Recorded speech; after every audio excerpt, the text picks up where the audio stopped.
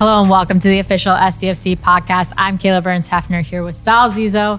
No Marvell again this weekend. Yeah, I mean, I think he's in Greece, I think it is. I don't know. He's traveling the world. Cruising the world right now. Yeah. Marv, we miss you, but we hope you're having a great time. Yeah. We haven't had a show since 2 weeks ago because of the double match week last week. So a lot to go over in this. We'll go over Chicago. We'll go over Toronto, Vancouver, look ahead to Nashville, also look ahead to Leagues Cup. We're going to talk to assistant coach Frank Hjortebjerg. We're also going to have an exciting interview with our most recent DirecTV Man of the Match winner, Manu Duah and Willy. Excited for you guys to see this on this. Such fun guys. Can't wait to get to that conversation and talk a little bit about their background. First, we've got a lot to catch up on. Yeah. Since the last time we've been on this podcast. Yeah, I mean, look, they go on the road, they get a bounce back win against Houston, and they get the win. You know, obviously they lose at home against Houston, then they win on the road against Chicago, then they go on and they lose against Toronto at home, and then we tie Vancouver at home. So, yeah, I mean, you can look at that and it's a little bit bizarre with, you know, how many wins they're getting on the road compared to at home. Yeah, I want to talk to you a little bit more about that too, just get your player perspective on that. But we'll also talk to Frank about, you know, his perspective and the takeaways overall from these results. But a couple positive takeaways that we can at least mention. Ian Pilcher scores his first MLS goal at Snapdragon Stadium in front of his family, was in town for their first match to be able to kind of see their son, support him in that way. Awesome goal. Dude, awesome. Yeah. Off the corner kick, bouncing around a little bit. Puts his left peg to it, curls it in the corner. Like, probably a great feeling for the rookie with his parents. Yeah, watching. I mean, God, there's been so many moments like that. I feel like this year, just like these unique moments where like family's in town or something. So it's been really cool. It's incredible. It makes me happy every time. Yeah. But he was also the veteran, the oldest member of the youngest backline. We're pretty sure, 99% sure that this is the youngest backline to start. We challenge you guys MLS to go find history. A younger one because that was incredible, right? Like two 19-year-olds, a 20-year-old, right? Bambino. Ian's the oldest at 22 years old. Yeah, two 19-year-olds, Verhoeven and Bambino, and Manu, who we'll talk to in a little bit. Ian bringing that average up. Come on, man. 22. Incredible, as we've talked many times on this podcast with the coaches about creating a big squad and just the importance of being able to have guys in there that you can plug and play and just trust in those moments. And what a performance from those guys. You see Ian scores, Manu's man of the match for his defensive performance. Great to be able to see that kind of performance from those young guys stepping up there. Yeah, they weren't kidding when they said they were going to trust the youth here. I mean, look, we're a club that, you know, hasn't even really developed the youth academy yet. That's still, you know, in process. And that's going to be something that this club is going to lean on heavily. So if there's one club that's going to break that own record for the youngest back line, it's going to be SDFC again. Well, he had a MLS veteran, but for his first start for San Diego FC, recorded in Chicago, Pablo Cisniega, 3 saves on that start in Chicago. Has been starting in the absence of CJ Dos Santos with his injury there, but cannot just stress enough the importance that he's played in this. 3 saves, both versus Vancouver and versus Chicago. For sure. Look, he's looked good. And you see, you know, Mikey was asked about that, you know, is Pablo your goalkeeper going forward or CJ? And he just said, look, there's competition throughout this entire team. And, you know, he's kind of riding the hot hand a little bit. And in a few weeks that could change. It could change tomorrow. I mean, we don't really know, but it's a good problem to have. That's for sure. Absolutely. We're still missing a few guys. We've got some guys that are on all-star break right now. They're going to go perform for us. If you're catching this podcast on Wednesday night, be sure to go check out the Harp and watch and cheer on these guys. We've got Yeppe, our captain. We've got Irving. We've got Anders supporting and showcasing San Diego FC in the MLS All-Star match. You also got Tuesday nights. It's probably going to be old by the time you're listening to this. Anders participating in the All-Star Skills Challenge. So really great showing to be able to have those guys out there representing San Diego. Our first 3 All-Stars and 3 guys that have had incredible seasons so far, and they're going to look to continue it and represent SDFC. So it's going to be fun. Check it out. Yeah. You know who also has 3 All-Stars that's coming into town? Who is that, Kaila? Nashville. Nashville, yes. Friday night. Yeah, that's going to be that's a great matchup, right? You got Sam Surridge, who's tied with Messi for the Golden Boot currently. You got Mukhtar, who's arguably an MVP candidate going against Anders, right? And then you got another all-star in Andy Nahar and Yepe. And Friday night, San Diego under the lights. Like, I'm going to bring my family. It's going to be a good time. Friday night soccer. Friday night lights. Love that. It's incredible. Yeah. It's going to be so exciting. You also have a post-match performance by Dioro, which is awesome. I mean, you sit in your seat, stay there, check it out. Get to see a free concert. Get to see two of the best teams in this league right now. Two teams that are in top 5 of all of MLS. Nashville, I think, second place in the Eastern Conference. So it's going to be a fun one. Yeah, really excited for this one. A huge shout out to Frontera SD too for their performance last Saturday. I don't know if you've gotten a chance to see the tifo that they were able to put together and the performance, just overall the energy that they've brought to this match. So being able to see that experience, witness that energy and be a part of this, it's really exciting. Can't wait for Friday night in Snapdragon Stadium. I'm checking that out Friday night. I'm going to show my kids, let them know to be ready for the tifo before the game. This is going to be the first game my family's coming to, too. Dude, all these firsts. I know. A lot of family. You know what? I'm going to bring my parents. I'll bring my parents to the game as well. Yeah, my family's coming up. They're coming into town. My mom's been to a game, but my whole family hasn't been to. And I have a 4-year-old nephew who just started playing soccer. He's going to love the fireworks. See his first MLS game. He's going to be so excited. So it's going to be a huge one. Really excited to see it. We've also got coming to town Leagues Cup. Yeah, Leagues Cup. We got 3 Liga MXC teams coming, right? Yeah. So we'll start off with next Tuesday, the 29th. We'll face Pachuca CF, Irving Lozano's former club. So that's a great matchup. Really excited to see that energy there. Yep. Then we'll face Tigres on Friday, and then Mazatlan the following Tuesday. Mazatlan, man, they really packed the house with the Mexican clubs here in San Diego. That's going to be fun. It's going to be awesome. Yeah, it's going to be a really good time. Really great to get to see kind of a preview of what that energy will be like when we get to play Club America in that friendly. So excited for Leagues Cup and getting to participate in this competition for the first time in club history. Yeah, and there's definitely going to be, with all the kind of injuries and knocks that we have as a club, there's going to be a lot of guys, some guys getting extended minutes more so, but I think it's just going to make us better as a club, especially in league. A lot more guys getting minutes, more comfortable, more confident. So I'm looking forward to Leagues Cup. Yeah, we'll talk to Frank a little bit more about this and just the importance of getting these guys their minutes and being able to showcase this talent, but really excited for what we've seen so far and for what we're going to continue to see. As the official specialty insurance partner of San Diego FC, Palomar offers standalone earthquake insurance that protects property and peace of mind. It's crucial to be prepared. Visit plmr.com or contact your insurance agent for a quote. Palomar, reimagining specialty insurance with innovative, creative solutions. Hey everybody, this is Darren Smith. I host a radio show called SDFC Midweek Live. You can hear it Wednesday nights, 6 o'clock on San Diego Sports 760 and anytime on the iHeartRadio app. Join me, Adrian Garcia Marquez, Warren Barton, SDFC players and staff. It's the only hour on local radio dedicated 100% to San Diego Football Club and the beautiful game. Nelson making a really good run forward. The ball played in behind Nelson. Wrong side of Duah, but Duah does just enough to put off Nelson. And Duah turning to the fans and asking for more. All right, we are joined by Manu and Willy. Guys, welcome to the podcast. Thank you so much. Thank you for being here. Appreciate it. Excited to get into it.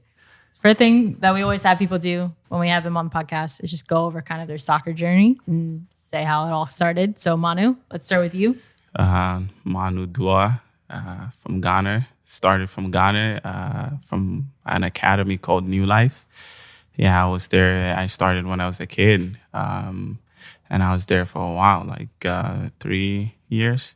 And then I got the opportunity. I was going to school as well there, so playing soccer and going to school.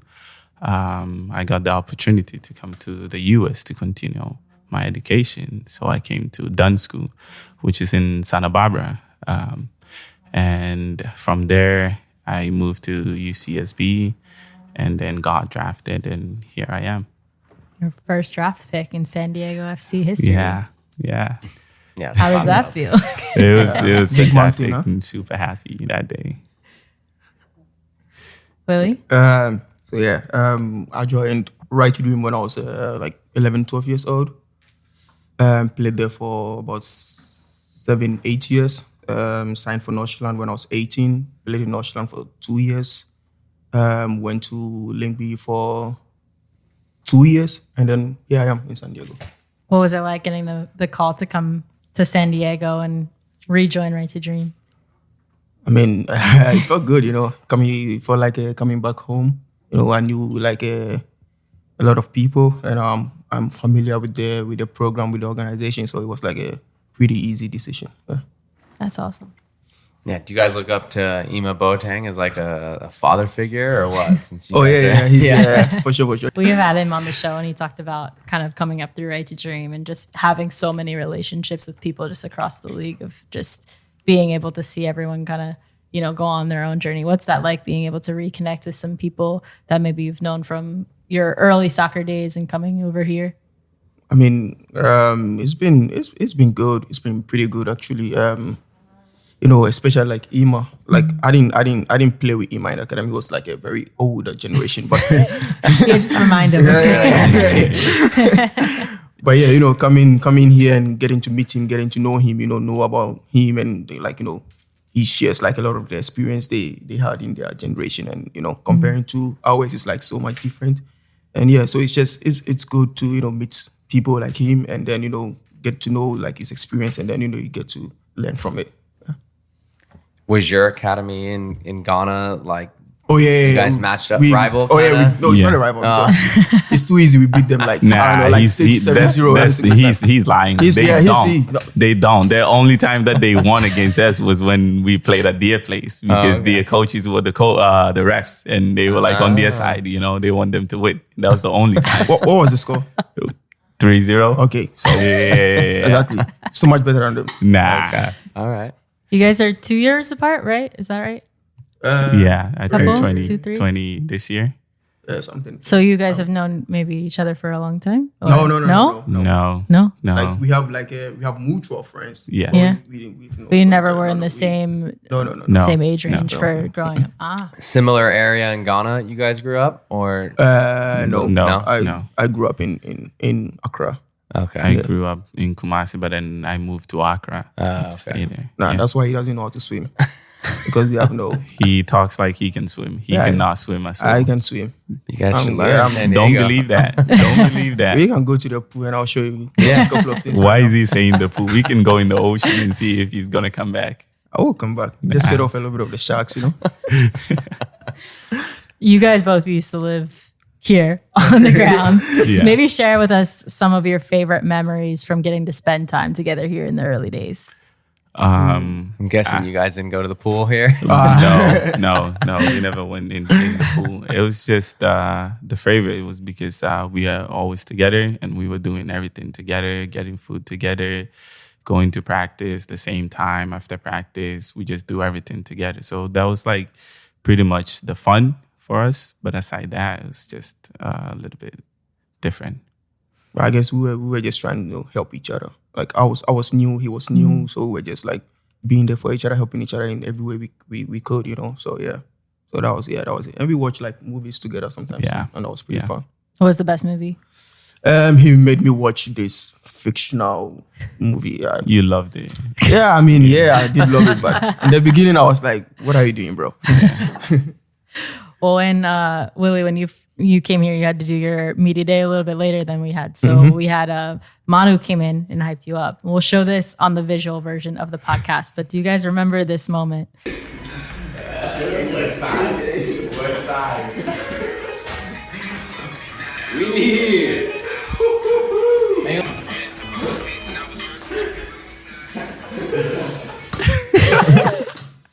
Can we credit Manu with helping you come up with the goal celebration look?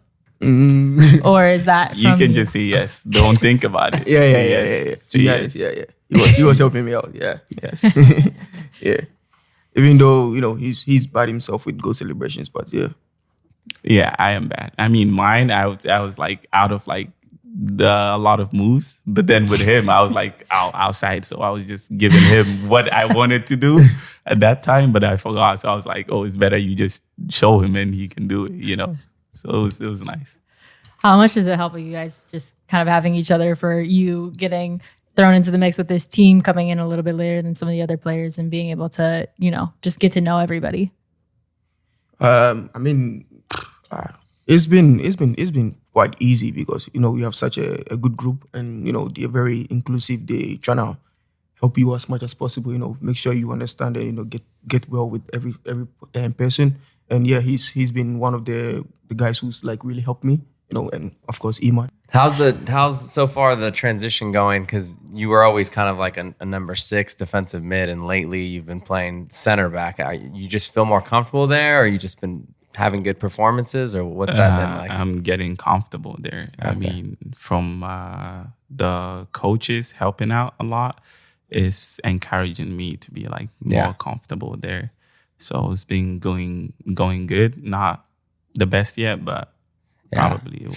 I did not similar, but I transitioned, from wing to right back, then a little bit of center back. And when you play center back, it's more just kind of, you're already good on the ball, right? From playing center mid, and then you play center back, and now you're just kind of reading the game, and you have a little bit more time on the ball, just making good decisions. So it's been good. You look good there. So, Thank you. Thank you. Yeah, I agree. He's been good. He's playing like a prime Thiago Silva. And you've always been right back? No. Winger? I started as a midfielder. Actually. Oh, really? Yeah, I was He was a goalie at some point. I played in the middle for some time. I played as a center back too. Really? I played like center back for a really long time. Okay. Then I moved to right back. Okay. I've played number 9. You played it all. I've pretty much played everywhere on the pitch, to be honest. Yeah. He was so tall for center back. Okay. Yeah. I mean, if you see my height, I better be tough.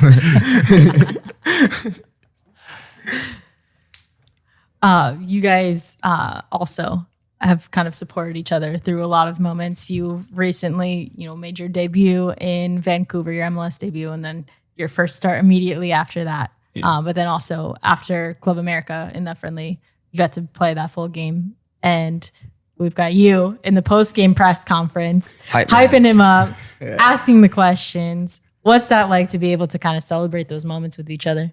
I mean, I was just really, really proud of him because, since I came, he's not had any minutes, and I've seen like the work, he's been putting in and day out, and I was just really, really proud of him. It's just, congrats, brother.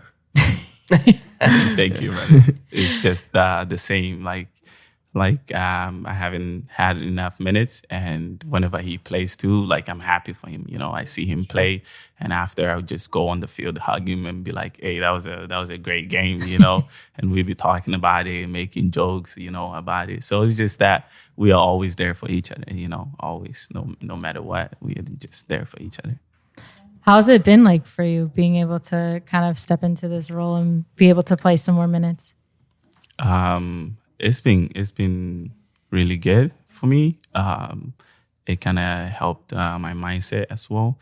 At first, I was feeling down, but most of the time, the coaches always hold me together, which I really appreciate it. And I have Ima and Willy too, also helping me out a lot. So now that the coaches have more confident in me and giving me some minutes in the game, I feel proud for that as well. Yeah.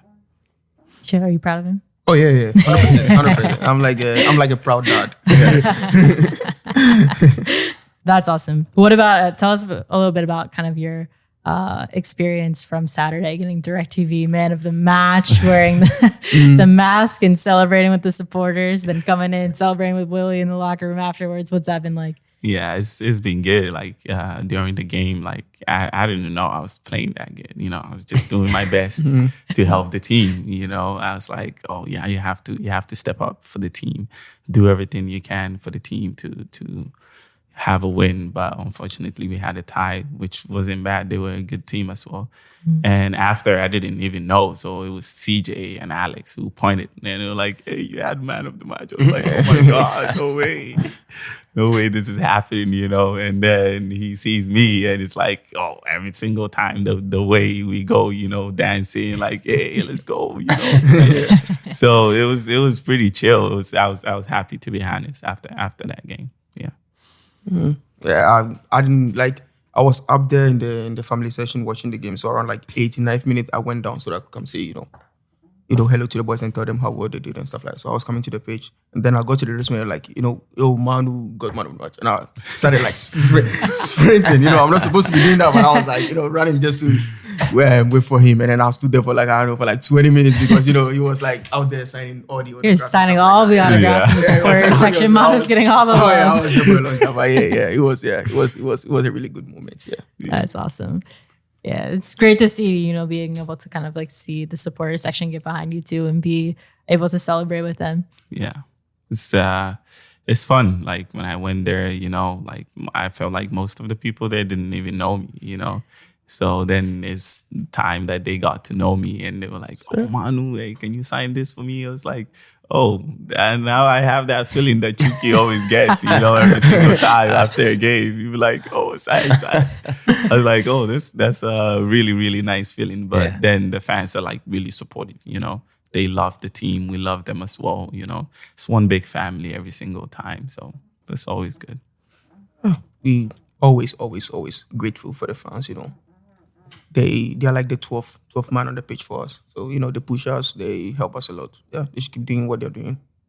Every time you step anywhere on the field, you always hear people screaming, Willy, Willy. What have you guys just experienced from coming to San Diego, seeing the fan base kind of rally behind this team and really support you guys in this first year? Yeah, first of all, I'm grateful, I'm thankful. And then I think they are like, San Diego is a very beautiful city, and I think they really, really are passionate about football. Oh, sorry, soccer. You can call it football. We could say football. So you could say football. It's one and the same. We're a football club. Yeah. They are really, really passionate about football. Yeah, so it's just really, really fun to be out there playing for a great city like San Diego. Yeah, the fans, they really love the game.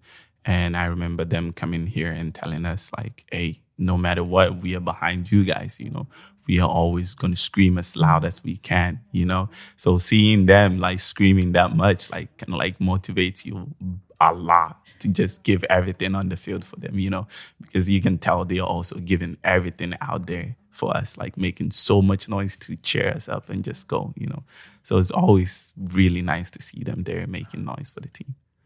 Yeah, geez. Manu's lived in Santa Barbara and San Diego. I was thinking about that. Not bad. Yeah, not too bad cities to introduce the U.S. to, man. Amazing. Do you guys have a favorite memory so far? I would say against Galaxy, the first game. Yeah. I thought it was pretty cool. I think I think everyone says that. Yeah. I think that might be my favorite memory so far. With this team. I was like all the way at the top there, making so much noise. I was like, maybe they cannot hear me, but I don't care. I'm just gonna make the loudest noise I can, So that was a really pretty good game. But for me, it was the first game that I played against Club America, and people, seeing the fans there, playing. That was my first time playing in front of a lot of people like that. Yeah. So that's what Willy said in the press conference. Yeah. I was super proud of that. That was my favorite memory. Awesome. Well, we've got some fan submitted questions for you guys, but I want to switch it up a little bit. I have notebooks. I've got questions. I've split them up that Willy, you can ask Manu, and Manu, you can ask Willy. Okay. So Willy's got a few more questions for Manu than you have, so you can start. So was soccer your dream job as a kid? Yes, it was. It has always been my dream job every single time. Like, although we add school to it, but then school was always second. I'm not gonna lie. Why are you laughing? Not in the Right to Dream Academy. You were the Right to Dream. Yeah, come on, man. Yeah, in Right to Dream, you go to school more than you play football, 100%. but then that's the academy teaching you that way. But within you always choose soccer. I know. So that's the truth. I mean, but the mentality shifted when I went to Right to Dream. Yeah. I got to know how important school was. Yeah, so, I was actually really putting in the work and stuff like that. There you go. But me, it was like that. It was like that. He's always like, but. Yeah. It was like that, Willy, what is your favorite thing about San Diego? I would say the beach and the weather. It's pretty cool. Yeah. You don't even know how to swim. I knew he was gonna say I did not swim. He doesn't know how to swim. He said the beach. I can swim, Manu. No, you cannot. He always thinks I can save him, but now. Who you? Nah, if Manu is there, I'm not swimming because I know if I'm drowning, I'll be gone. I have advantage. I'm taller than him, so I can stand in and pull you out.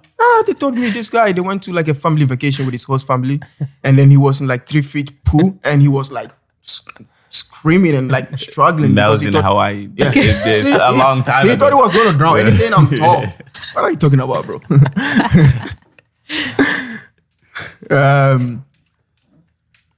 Who is the footballer you always looked up to as a kid, and why? It was Sergio Buset. I just always loved his composure on the ball. He was really calm. It's every single time you give him the ball, he's really calm on the ball, and he's someone that I've always looked up to. Now, I still do, and now there's one other player in San Diego, and that's Yepe. It's like no matter what, you give the ball to Yepe, he's gonna make it perfect for you. You know, it's funny you say that because they're like kind of. I've always kind of compared the two players. They're very like calm on the ball. They never lose it. Yes, they're always in control. Yes. Like very similar. Yes, yeah. Same as Yepe. Yeah, Yepe is a baller. Composure on the ball. He's like really, really good. Yeah. Who was your football idol growing up? It started with Iniesta, and then it went to Frank Lampard. Then when I went to Right to Dream, it was Thiago Silva. So, and right now I would say I'll probably say like Philippe Lam. Yeah. Really? Yeah. Why the switch to Philippe Lam? He's retired. Yeah, I know, but it's just he was been watching highlights. Yeah. He was really good. He was good. Yeah. I saw like he played like his whole career and never got a red card. Yeah. That's just crazy. Yeah, that's crazy. He's really good. Yeah. Were you ever on forward? If so, what were the most goals you've scored in a game? 3. No. In a game. In a game. Oh, okay. 3? No, just 1. I was trying to help you. Yeah. I know you were trying to help me. But no one will know the youth days. But it's always been headers, you know, always getting in the box, just head the ball in, you know. There's no time where I've been up there and the ball comes on my feet and I just shoot it. And I never get that chance.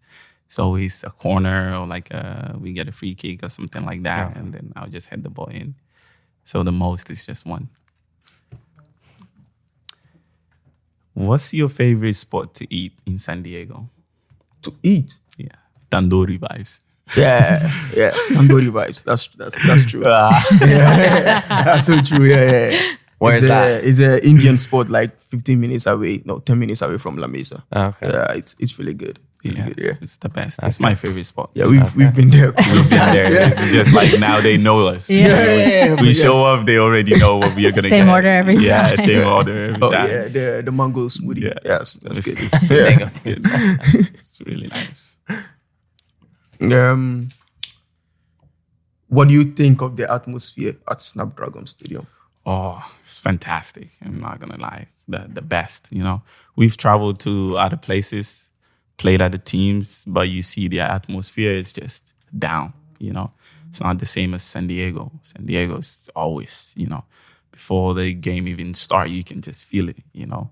And now I like the clap that they... Oh, yeah. Oh, my God. This last game, it was really strong, too. Yeah. Everyone was getting goosebumps up there. I was like, wow. Yes, it's like the loudest I've heard. That's going to be really special. It really gives you that energy, like motivation. It's crazy though. The first year, everything like crazy. kind of just grows organically. Like that's now maybe gonna like keep growing and get bigger and louder, and so it should be cool. Yeah. Favorite memory playing soccer? I would say making my debut. Nice. Yeah, and I think I made my debut right after my birthday. So that was pretty special. Yeah. How old were you? I'm 22 right now. And so my made- birthday is on 16th October and I made my debut on 17th October. I think, yeah. If I remember correctly. Okay. So it was like right after my Nice. birthday. That's Yeah. awesome. So that was like a good birthday gift. Yeah. Nice. What is your pre-game routine? Yeah, I want to know that one. Why do you want to know that one? I want to know, you know. Yeah. At first, I didn't have some. I'm not gonna. No, I didn't really have some. It's just when I went to college and they started with the routine where it's like you wake up in the morning, you know, they tell you what to eat in the morning. Like, oh, you have to have eggs with this, that, and that. You know, they send it out. And in the afternoon, we would have a team lunch together.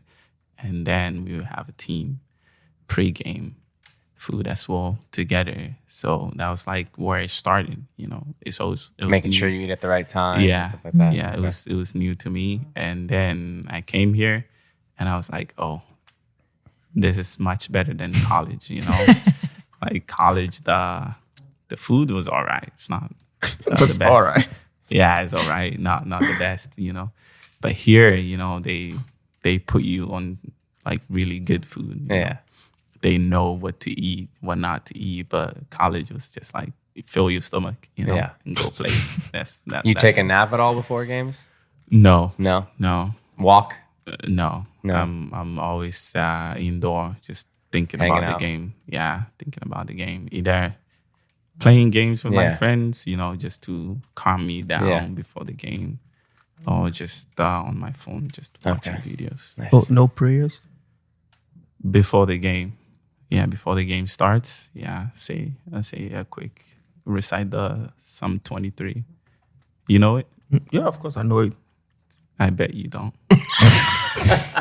You wanna put money? Hey, you can recite it right now. Talk is cheap. Just put the money on. $200 and I'll do it for you. I think we're done with all the questions. Okay, yeah, it's a good amount. Anything you want to know? Oh, no, the first one.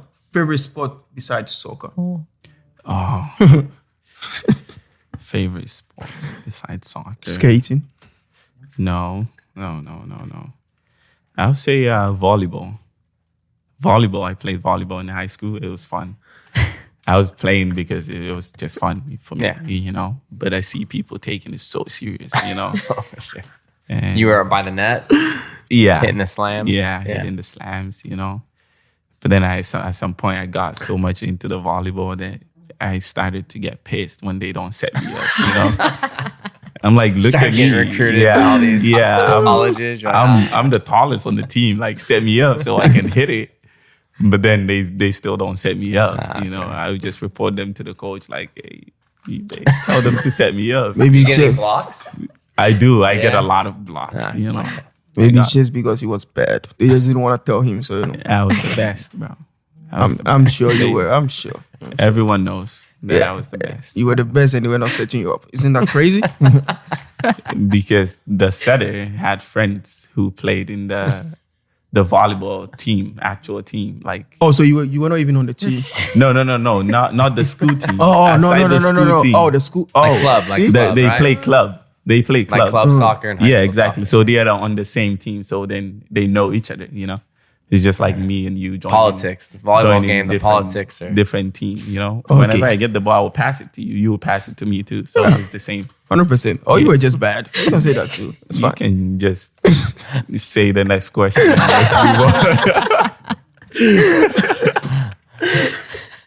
Oh, favorite pre-game hype song? It better be Black Sheriff. Oh, Blacko is on the list. I have an Afrobeat list, you know, which has But favorite song. Yeah. Now I'll say Blacko. Yeah, Black Sheriff. Which of Black Sheriff songs? I like the victory song, and then I like the Sumobi, that song, you know. So mostly I'll be listening to that. Yeah, that's good songs. Yeah. What is your favorite song after games? After games, When we win? Yeah. What song? Stoneboy.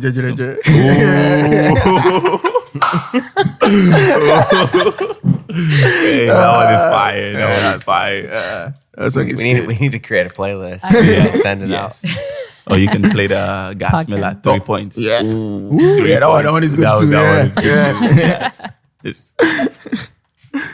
I think we're done with the questions. I think that's all the questions we got. Thank you guys so much for joining the podcast. Yeah. Thank you very much. Thank you so Thanks much. for coming, guys. Thank you Great for having hanging us. out with you Thank you. Big news from 18 Threads. New merch is available in store and at 18threads.com. So whether you're heading to Snapdragon Stadium or just repping SDFC around town, 18 Threads has you covered. Stop by Mission Valley or shop online at 18threads.com. Join the San Diego FC family and become a member for the 2026 season today. SDFC season ticket memberships come with a variety of exclusive benefits designed to enhance the overall matchday experience, including discounts, access to MLS Season Pass on Apple TV, invitations to exclusive club events, and more. Visit sandiegofc.com/memberships for more information. Welcome back in for our match preview and recap presented by Alaska Airlines. We are joined by assistant coach Frank Hjortebjerg. Good to have you back. Thanks for having me, guys. Awesome. We've had a couple of matches since the last time you've been on. We want to go over just kind of your overall thoughts on the last matches, starting with Chicago, Toronto, and Vancouver. Yeah. So one of the more challenging periods for us, also going a little bit further back than the Chicago game. So an interesting period where teams has proposed different challenges for us, and some very good teams we faced also. I think the Chicago game was fairly decent from our side. And then, of course, in the end, when they get a late goal, it always gets a little bit more shaky and interesting. Toronto proposed a completely different challenge for us in terms of how they approached the game, which was a tough challenge. And we never really found a good solution, at least during that game. We'll be ready for it next time. And then, obviously, the latest one with Vancouver, also a very, very strong team, where we had the ball a lot and dominated the game in many ways with the ball,